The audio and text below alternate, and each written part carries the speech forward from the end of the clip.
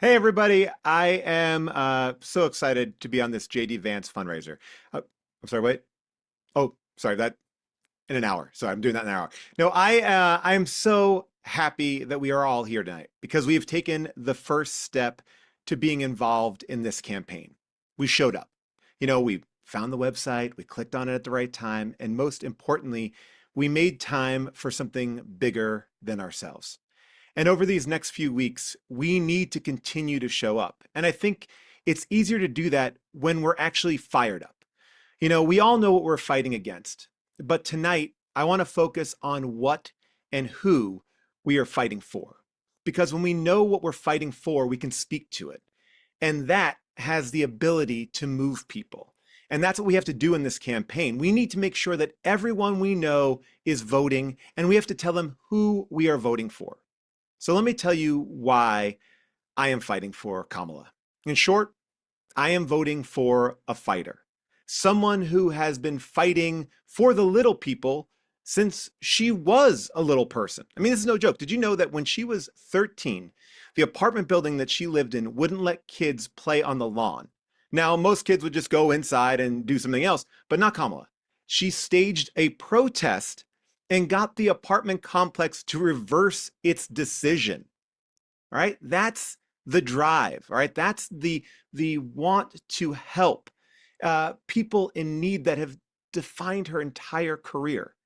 Some people, they threaten to take on Wall Street, but she actually did it during the great financial crisis when the big banks were only offered 4 billion to foreclosed homeowners in California. She stood firm and she got that number up to $20 billion, from 4 to 20 billion.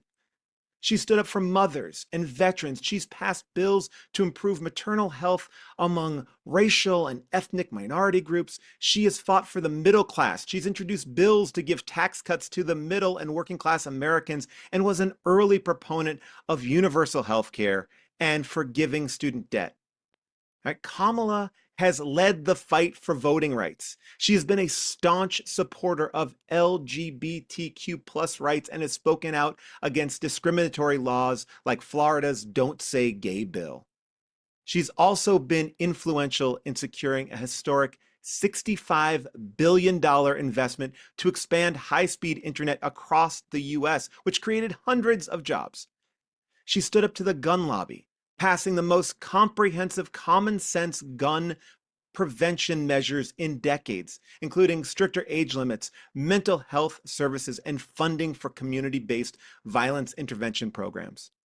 Kamala consistently stands up early and often as new issues arise, and she's always there to greet them, whether it's help regulating artificial intelligence or fighting for the environment. She was one of the early co sponsors of the Green New Deal.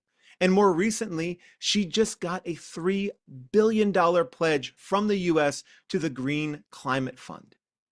She's also the first vice president who's ever visited a Planned Parenthood. No VP or president has ever done that.